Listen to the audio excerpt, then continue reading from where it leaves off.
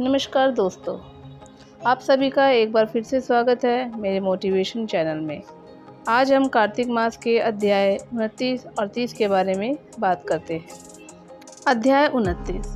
राजा ने पृथु से कहा, हे मुनिश्रेष्ठ, अपने कलह द्वारा मुक्ति पाए जाने का वृत्तांत मुझसे कहा, जिसे मैंने ध्यानपूर्वक सुना।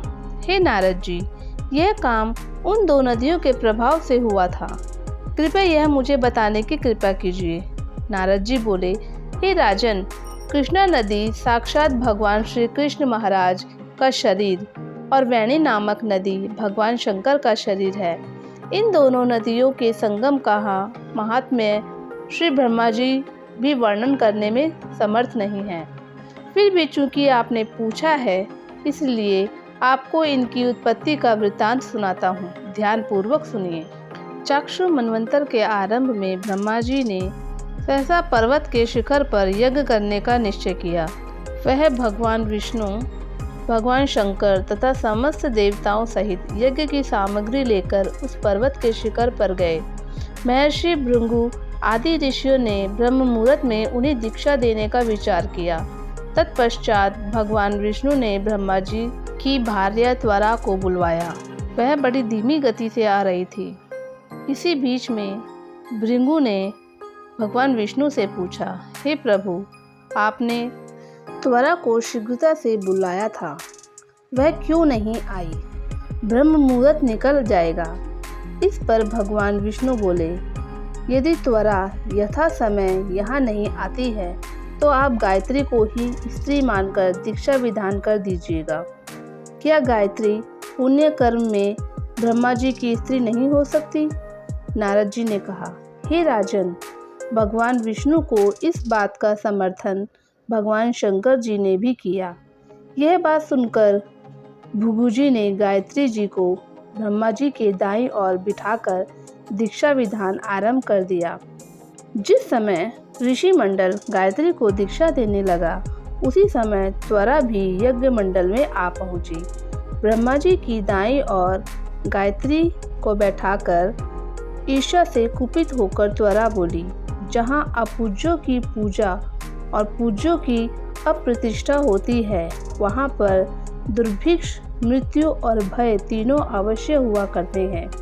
यह गायत्री ब्रह्मा जी की दाईं ओर मेरे स्थान पर विराजमान हुई है, इसीलिए यह अदृश्य बहने वाली नदी होगी। आप सभी देवताओं ने बिना विचारे इसे मेरे स्थान पर बिठाया है, इसीलिए आप सभी जड़ रूप नदियां होंगी। नारद जी राजा पृथु से बोले, हे राजन, इस प्रकार त्वरा के शाप को सुनकर गायत्री क्रोध से आग बबूला होकर अपने होठ चबाने लगी। देवताओं के मना करने पर भी उसने उठकर त्वरा को शाप दे दिया। गायत्री बोली, त्वरा, जिस प्रकार ब्रह्मा जी तुम्हारे पति हैं, उसी प्रकार मेरे भी पति हैं। तुमने व्यर्थ ही शाप दे दिया है, इसीलिए तुम भी नदी हो जाओ। तब देवताओं ने खलबली मच गई।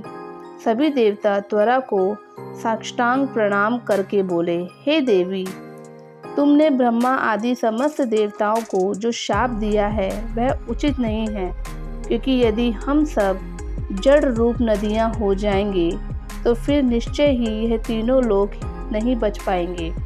क्योंकि यह शाप तुमने बिना विचार किए दिया है, इसीलिए शाप तुम वापस ले लो।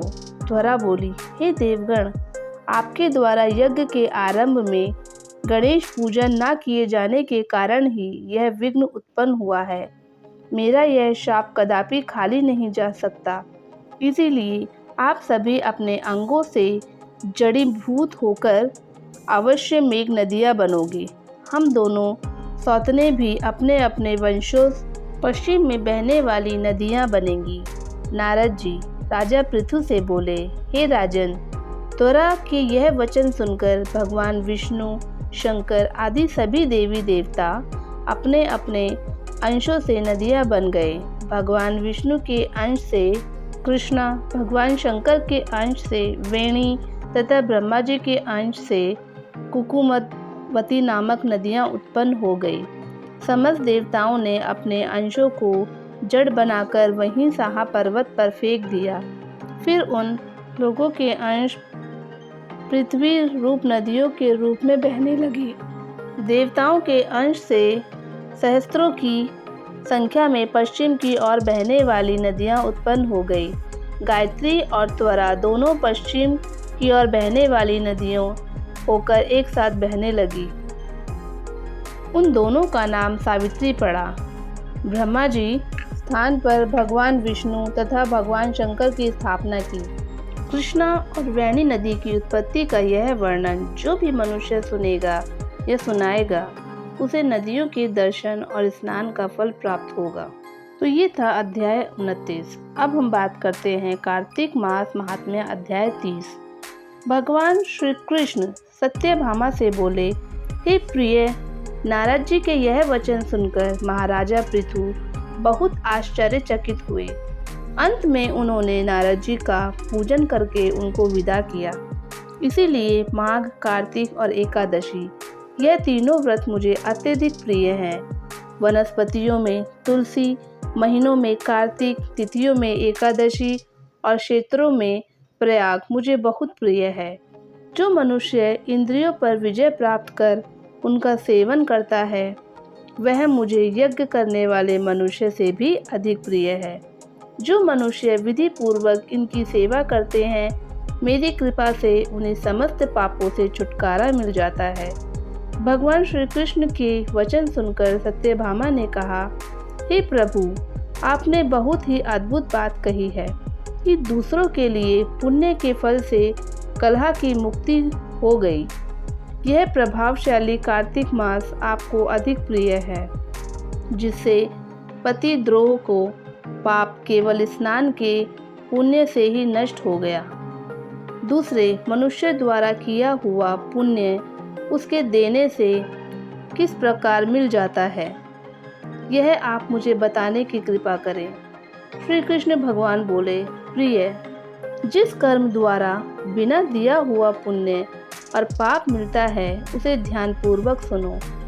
सतयुग में देश, ग्राम तथा कुलों का ना दिया पुण्य या पाप मिलता था, किंतु कलयुग में केवल कर्ता को ही पाप तथा पुण्य का फल भोगना पड़ता है। सत्संग न करने पर भी वह व्यवस्था की गई है और सत्संग से पाप व पुण्य दूसरों को मिलते हैं। उनकी व्यवस्था भी सुनो। पढ़ना, यज्ञ कराना और एक साथ भोजन करने से पाप पुण्य का आधा फल मिलता है। एक आसन पर बैठने तथा सवारी पर चढ़ने से, श्राप के आने जाने से पुण्य व पाप का चौथा भाग जीवन मात्र को मिलता है। छूने से, भोजन करने से और दूसरों की स्तुति करने से पुण्य और पाप का छठवां भाग मिलता है। दूसरे की निंदा, चुगली और धिक्कार करने से उसका सातवां भाग मिलता है। पुण्य करने वाले मनुष्य की जो कोई सेवा करता है वह सेवा का भाग लेता है और अपना पुण्य उसे देता है। नौकर और शिष्य के अतिरिक्त जो मनुष्य दूसरों से सेवा करवाकर उसे पैसे नहीं देता वह सेवक उसके पुण्य का भागी होता है। जो व्यक्ति पंक्ति में बैठे हुए भोजन करने वालों की पत्तल लांघता है वह उसे, जिसकी पत्तल उसने लांघी है, अपने पुण्य का छठवां भाग देता है। स्नान तथा ध्यान आदि करते हुए मनुष्य से जो व्यक्ति बातचीत करता है या उसे छूता है वह अपने पुण्य का छठवां भाग दे डालता है। जो मनुष्य धर्म के कार्य के लिए दूसरों से धन मांगता है वह पुण्य का भागी होता है।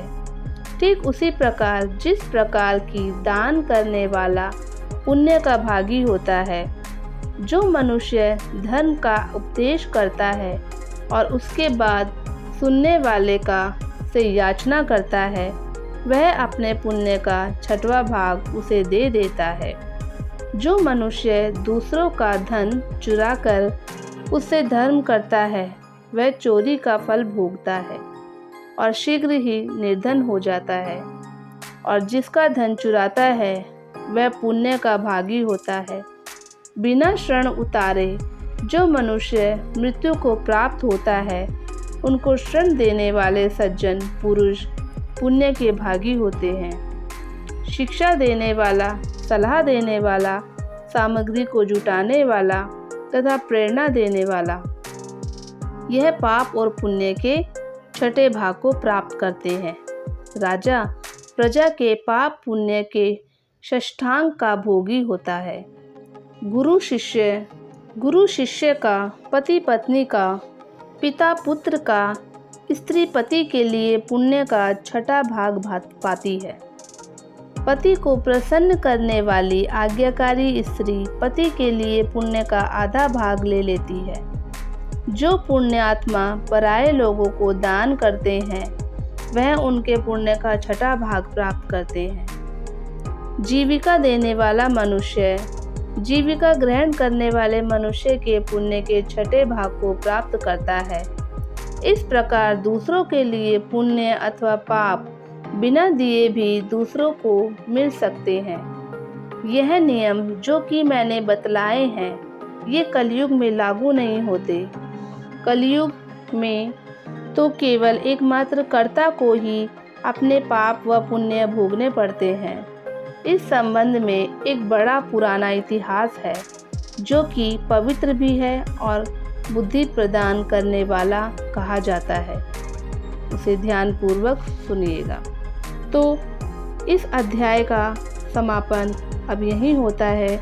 आपको ये कथा कैसी लगी हमें कमेंट करके ज़रूर बताएं, और अगर हमारे चैनल पर नए हैं तो हमें सब्सक्राइब करना ना भूलें। धन्यवाद।